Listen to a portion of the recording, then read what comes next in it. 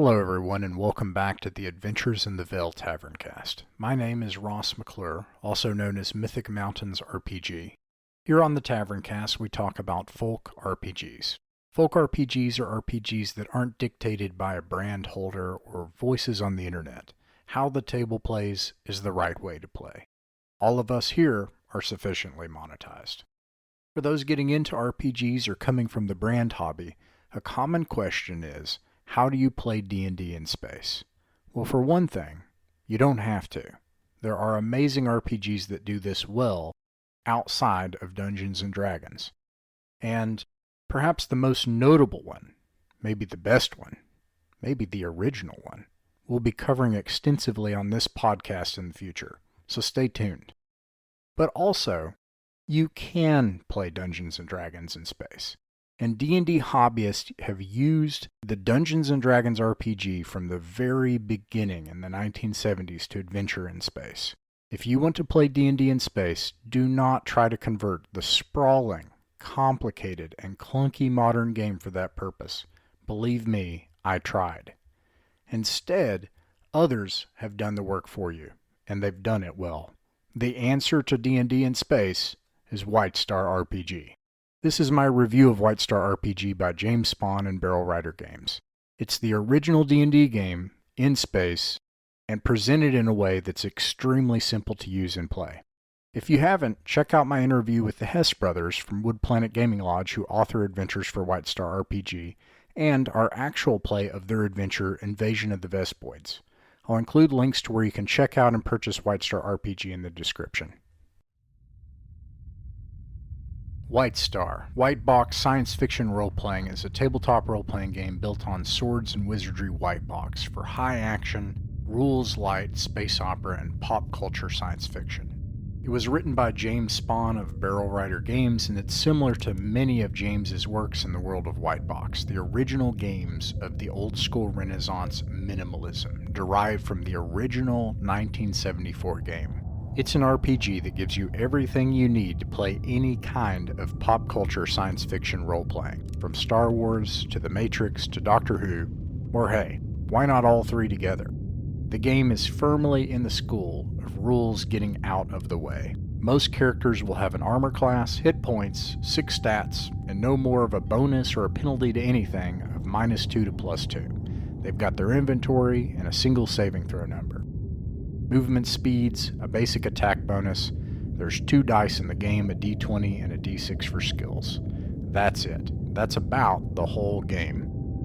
Instead of having lots of mechanical rules, the game puts lots of page count into pop culture. See if these non-copyrighted ideas might fit an archetypal theme you notice from science fiction or science fantasy pop culture. A Star Knight, wielding a mystical power called the Way and a laser sword. The complicated profession of bounty hunter. A cybernetically marred survivor who is establishing their individual identity after escaping an alien robotic hive.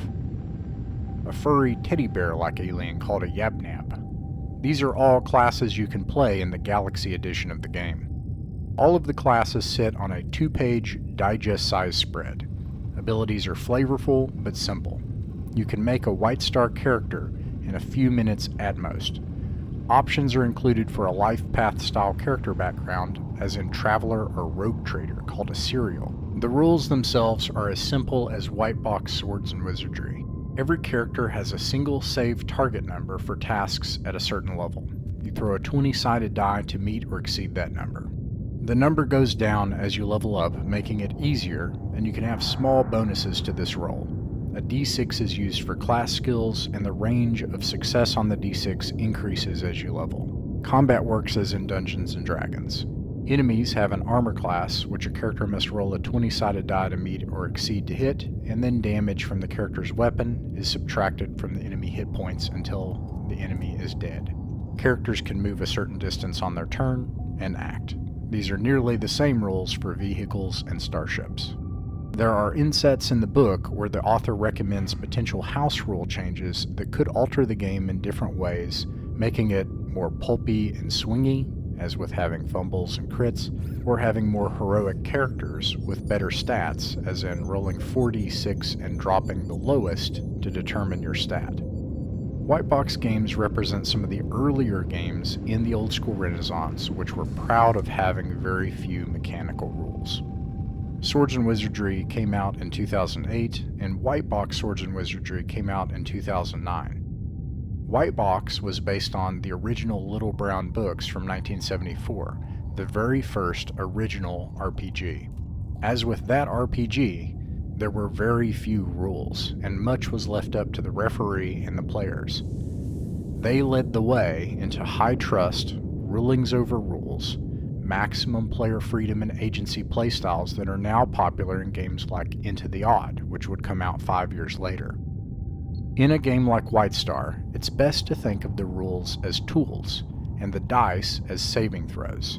The decisions that players make in interesting and dramatic situations as the most important part of the game. The agreed upon fiction acts as an unwritten rulebook. Are you emulating Star Wars? Would that work in Star Wars? Then yes, you can do that. After having ran several sessions of White Star RPG, here is some advice. Present an interesting situation and not a plot. Listen to the ideas and choices of the players. If something is unclear, communicate their options more narrowly until they have the information necessary to make decisions. Frame options if something is unclear. Would you like to do A or would you like to do B? If they make a choice and it makes sense, it just happens. Don't make them make dice rolls and skill checks to see if they can do it. If they don't have a plan and need to rely on raw skill rather than teamwork and being clever, then they would roll a d20 or a d6. In such cases, the chance of success is usually low, especially at level 1. But if they make a clever plan or work together toward a goal, it just happens without the dangerous dice rolls. Then describe the consequences of their choices, which lead them into the next interesting situation. This cycle produces a memorable story between friends. By having an approach where the mechanical rules get out of the way, you can have the results of choices naturally arise from the agreed-upon fiction, rather than having space heroes that seem to slip on every banana peel because someone is whiffing rolls below a 5 an entire session. Players have tactical infinity. Anything they come up with that is a clever maneuver or a plan in combat, if it makes sense, reframe the options available to them to include it, and expand their options, or they simply just gain the benefit of that choice. Are you dodging starfighters in a dense asteroid field? Sure, the gunner could attempt to shoot the starfighters relying on his roll of a d20 to hit, but instead, what if he just shoots the dense pocket of space rocks behind them to create a maelstrom of collisions? It just happens. Perhaps you might afford the enemy starfighters a dexterity check, with a penalty to see if they could survive. Or, if it makes sense, perhaps it simply ends the pursuit then and there. Now the heroes must pilot their smuggling ship out of the colliding rocks ahead, though perhaps they too now must make a dexterity check to evade the consequences of their actions. It's all up to the referee, who must continually, constantly, and effectively communicate what is going on so players can make real choices. For me personally, if I impose a mechanical check on something, I will present it in advance. You can do that, but you'll need to roll this. I let people choose. When things become unclear, communicate more.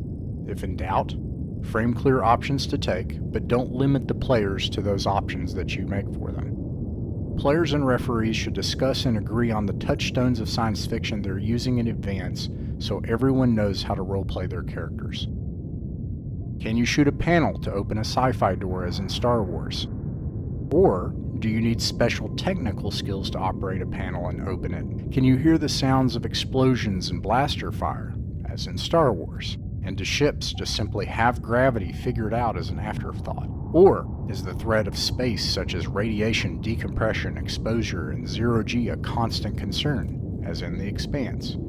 These touchstones of how the fiction work act more as an invisible rulebook in the social dynamic of choices and communication, far better than relying on mechanical rules which can never successfully simulate a fiction entirely on their own. Stories are not simply computations of numbers, and White Star RPG is a game that depends on the connection and communication between people for the story to arise more than adding and subtracting numbers.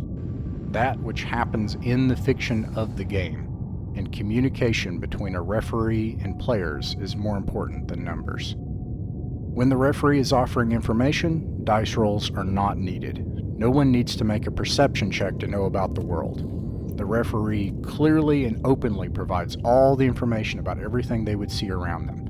If it's reasonable that they might find something under a desk, they just do. Referees should offer helpful, concise, and direct information. When this happens, players will keep asking more questions, and this communication continues. When communication happens, choices happen. When choices are made, consequences come from those choices, and the game and the story arise from that. White Star RPG is so simple that it takes no time to set up and play. Scenarios and adventures can also be simple, since all that is needed are some interesting situations from which choices can be made and a story can arise. The single sentence, "Alien wasps have an evil laser sword on a planet of Yoda-like beings," can be a full adventure lasting more than one session. Some downsides to White Star RPG. There's no index, and the digital PDF doesn't have a digital menu or digital table of contents. So the book, especially the new Galaxy edition of the book, is especially difficult to navigate. The hardcover PDF of the Galaxy edition is nearly $60. The page count of it is high, and it does include some interesting options. But in truth, the game is simple enough that referees and players could settle for the original edition at $20 for a hardcover and come up with their own options. Many of the options in the Galaxy edition are so particular that they don't really make a lot of sense for an inclusion in most games, such as the Mecha Jock class, which only makes sense if you have a mech game. Personally, I find myself having troubles in games like this where a open-ended minimalist game suddenly offers lots of really specific particular choices. I had the same issue in Old School Essentials Advanced Fantasy, and I usually find that when a simple game like this offers really narrow choices, it ends up limiting the choices that players can make, not opening them. Can a bounty hunter or a star knight not pilot a mech? If a mech shows up, can only a mecha jock pilot it? If not, why have the class? Given the style of RPG that White Star is, I'd recommend the original White Star book from Gallant Knight Games, whose hardcover is $24.99 and softcover is $19.99 on Drive-Thru RPG. The layout of both books are magnificent. If only a digital table of contents and an index for the hardcover was there to make them easier to use without bookmarking. For a science fiction tabletop RPG, if I'm not seeking the hard-grounded, genre-bound sci-fi available in Traveller, and instead want space fantasy or space opera, my RPG of choice is easily White Star. Links to White Star RPG at Drive-Thru RPG included in the description.